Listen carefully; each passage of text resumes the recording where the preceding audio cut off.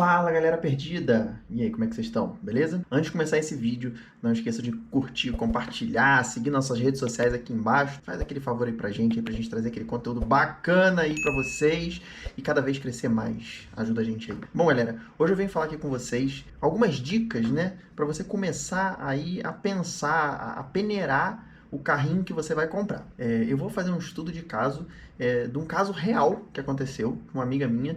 Já é o segundo carro que eu ajudo ela a comprar. Basicamente, eu só dou algumas dicas, eu dou um caminho para ela. Ela normalmente me fala a necessidade, quanto que ela quer gastar, e eu dou algumas dicas para ela chegar a um consenso do carro que ela quer usar. Lembrando que é óbvio que a escolha final, eu sempre falo, é dela. Não adianta eu dizer para ela comprar, por exemplo, um Sandero RS, se ela nunca vai gostar de um carro manual, duro, beberrão e de um carro 2.0 que ela nunca vai usar. Então, lembrando que sempre a escolha final do carro sempre vai ser sua. Esse vídeo eu vou primeiro falar quais foram os requisitos que ela me passou, mas podem ser, por exemplo, o seu requisito. E aí, como é que você vai formular esses requisitos para poder também chegar ao seu carro ideal.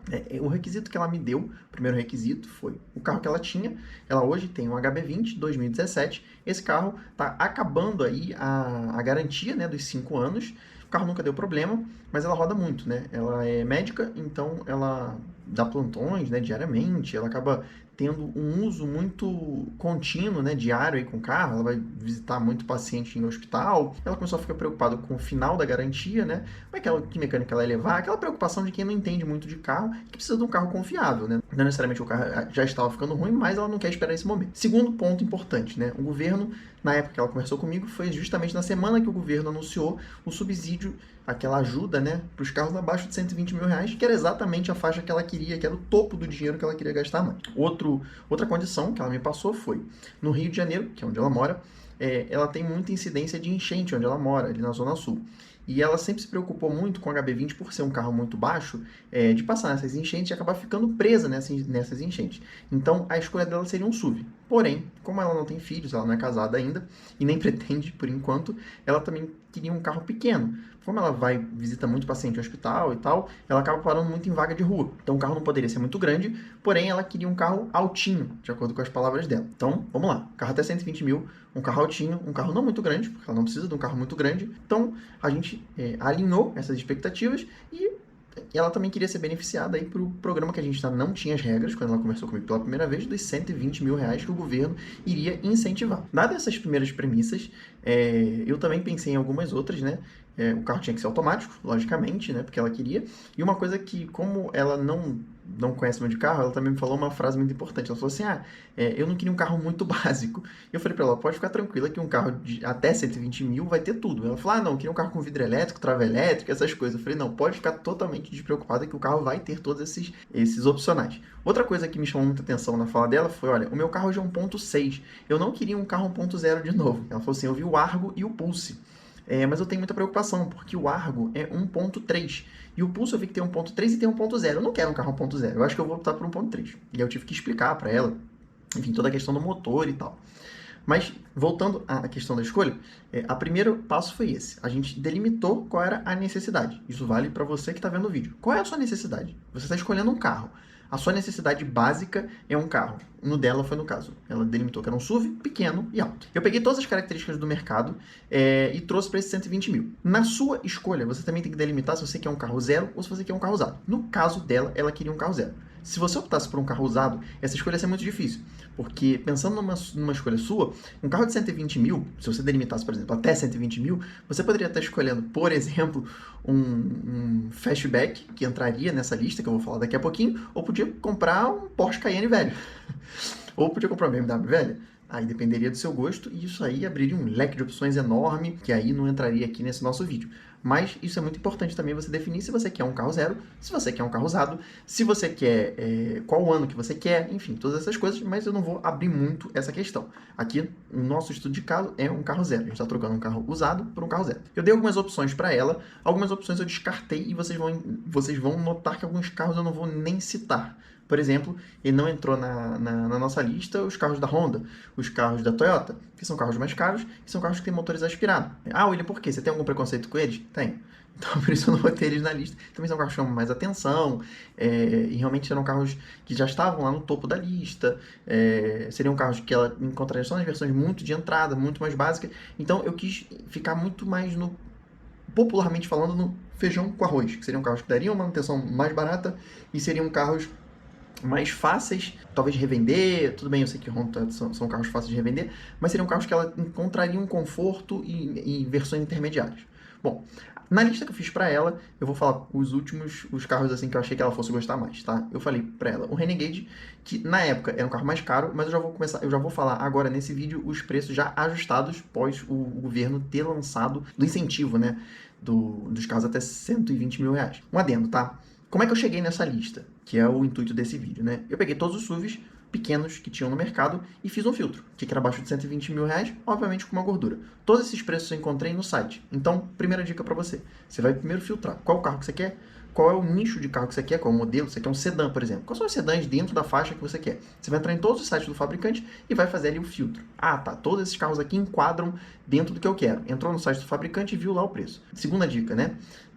Normalmente o preço que você vai ver no site do fabricante não é o preço que você vai encontrar na loja. Então, não se atente muito ao preço que está no site. Vá nas concessionárias esperando preços um pouco mais baixos. É óbvio.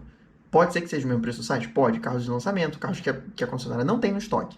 Mas saia sempre do pressuposto que o preço vai ser um pouco mais baixo do preço que você vai encontrar no site. Mas bom, voltando à lista desse estudo de caso. Eu peguei todos os carros que eram pequenos, SUVs pequenos. O Renegade entrou nessa história porque se enquadrava no preço e ele não é um SUV tão pequeno, tá? Então eu sugeri o Renegade, que já era um motor moderno, tinha todo o conforto, era um carro alto, para passar em enchente.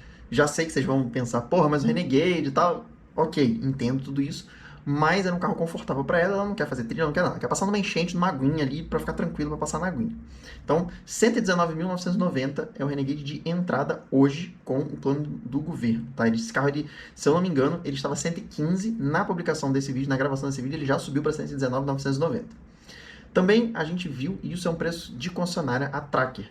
A Tracker na concessionária, ela só foi encontrada porque as versões, a Turbo, que é a mais básica, não está encontrando. A mais básica estava 132 mil. Achei esse preço um absurdo, mas não encontrei nenhum preço dela de entrada, que se eu não me engano é 125, que é um preço um pouco mais baixo, mas não foi encontrada lá no Rio de Janeiro essa Tracker de 125. Então, eu vou considerar 132. Então, ela já foi descartada porque ela passava já do teto que ela estava querendo achar o carro. Kicks 112, Kicks ela nem chegou a ver, porque o Kicks era um carro com motor 1.6. Na minha visão, e que ela entendeu também isso, era um carro que não tinha um desempenho pareio aos outros carros que ela estava vendo, por exemplo, o Renegade. Se pagar 112 ou pagar 115, que foi o Renegade que ela viu, 119, não justificava o custo-benefício. Então também foi um carro que foi descartado. O C4 Cactus 1.6 estava 108.990, também muito próximo ao Renegade. Ela nem chegou a ver esse carro e ela também não gostou de Citroën. Peugeot 2008 1.6, 103.990, também um motor 1.6. Eu sei que vocês vão me falar que é um motor confiável, já é um motor batido e tal da Peugeot, mas também ela também não quis olhar esse carro por conta de ser uma tecnologia, ou seja, um motor 4 cilindros mais antigo, muito parecido com o preço com o carro que ela acabou escolhendo. Não vou dar spoiler. Ela chegou a ver o T-Cross Sense. Era uma boa opção, só que quando ela foi ver o carro, ela viu que o carro não tinha som, o carro tinha calota e ofereceram o carro para ela por 108 mil. 108 mil num carro sem som, com calota, não fazia sentido.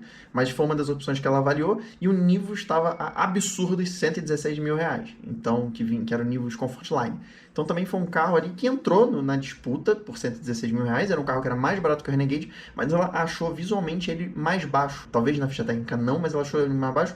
E ela tinha um conceito também de, por exemplo, que Volkswagen era um carro duro. Então ela descartou os Volkswagen por conta disso. O Duster 1.6 manual saía 104.590. Também era uma boa opção, mas era um carro manual. Ela não gostou do Duster porque era um dos maiores carros da lista. Apesar de atender todas as especificações, ele era um carro muito grande. Ela não quis nem ver a versão CVT dele. Também tinha um motor 1.6, antigo, concepção antiga. Embora não fosse um carro ruim, também foi descartado. E aí, entre os escolhidos. Como eu falei no início, ela tinha me falado já desde o início que ela tinha gostado do Pulse e do Argo. Esses dois carros, ela já tinha cantado a pedra, que ela já tinha visto os dois carros em propaganda e tal, e ela já tinha me perguntado sobre eles. Então, eu acho que ela já estava tendenciosa a esses dois carros. Eu falei também para ela ver o Fastback. Por coincidência, o Fastback, a Fiat lançou uma versão do Fastback, que era uma versão de entrada, que era a versão turbo, que eles apelidaram só de turbo, que sai a 115 mil, e A versão do Pulse, ela baixou para 109 mil, a versão Audace, que eu acho que é a versão intermediária, né, do Pulse, que já vinha com tudo, chave presencial, já vinha bem completinho já, central multimídia, enfim, já tinha tudo que ela queria. Ela viu o Fastback, achou o Fastback muito grande, achou que não valeria a pena gastar tanto dinheiro no Fastback, embora tivesse gostado, e no final ela acabou gostando do Pulse. O Argo ela também descartou, por ser um motor 1.3, seria talvez um passo atrás do que ela tinha no HB20. Ela tem um HB20 1.6, seria um passo atrás pegar um Argo 1.3, né? Então, vocês percebem que a gente veio fazendo toda uma análise carro a carro, por mais que tivessem opções na lista que talvez você que está vendo o vídeo não escolhesse, falasse, puxa, mas ela acabou escolhendo no final, e aí já dando a resposta no final que ela escolheu um Pulse, né? Que ela acabou pegando um Pulse no final da história. Vocês percebem que tem muitas opções, que eu fui comentando todas as opções, que tinham opções que talvez para você que está vendo o vídeo são opções boas, e talvez para mim eu não pegaria o Pulse, talvez eu pegaria outro carro, não vou falar qual que eu pegaria, vai variar de gosto para gosto. Eu acho que isso é uma questão muito pessoal, de que cada um vai ter uma escolha ali baseada na necessidade e baseada também no que você vai andar no carro. Então, a minha última dica é, faça essa lista e vá em concessionária e faça test drive. Foi uma coisa que eu falei para ela. Ande em todos os carros. O Renegade foi um carro que ela, a princípio, falou, pô, o preço tá legal, um carro já é o mais forte da lista, o mais potente da lista, é o mais alto da lista, é um Jeep, mas ela dirigiu o Renegade e não gostou.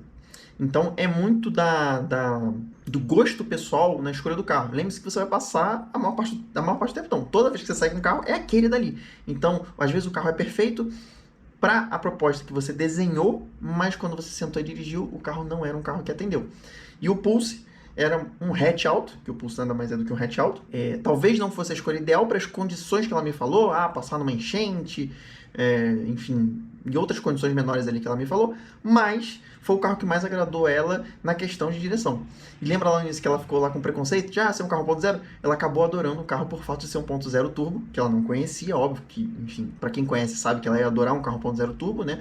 Ela tava comparando, 1.0, eu tinha 1.6, é óbvio que a gente sabe que 1.0 turbo vai atender muito melhor que 1.6, mas é isso. Então, o intuito desse vídeo é isso, eu queria mostrar um pouco para vocês como é que foi o passo a passo, como os preços ali, eles variavam um pouco, mas cada característica de cada carro ali vai variar com o seu gosto e com o gosto de quem está comprando o carro. E como é que a gente foi fazendo e como você deve fazer ali a separação e o filtro para você escolher o carro ideal para você. Lembrando que a escolha é pessoal para você. Às vezes o carro que é o ideal ali para mim, e o ideal ali para o jornalista e para o canal que você está vendo, não é o ideal para você. Lembre-se disso na hora de fazer a escolha do seu carro. É isso aí, galera. Eu só queria trazer para vocês esse estudo de caso que eu achei que foi muito interessante. Isso ocorre com mais frequência do que vocês imaginam. Muitas pessoas acabam procurando a gente, que sabe que gosta de carro, perguntando a nossa opinião, e eu sempre falo a mesma coisa. Eu vou te dar algumas opções, mas eu quero que você ande em todos os carros e que você escolha o carro que você quer, porque às vezes eu vou te dar uma opção porque é uma opção minha. Pode ser que não te agrade, que vai virar um carro horroroso que eu escolhi, que não é o carro que você... não é o carro ideal para você. Então ande no carro, veja todas as opiniões, mas ande no carro e compre o carro que te agrade. Ele pode não ser o mais barato, ele pode não ser o mais caro, mas ele vai ser o carro que você vai gostar. Beleza, galera? Obrigado pela audiência e se você ainda não curte, dá aquele likezinho no nosso vídeo e ajuda a gente a crescer. Valeu, perdido!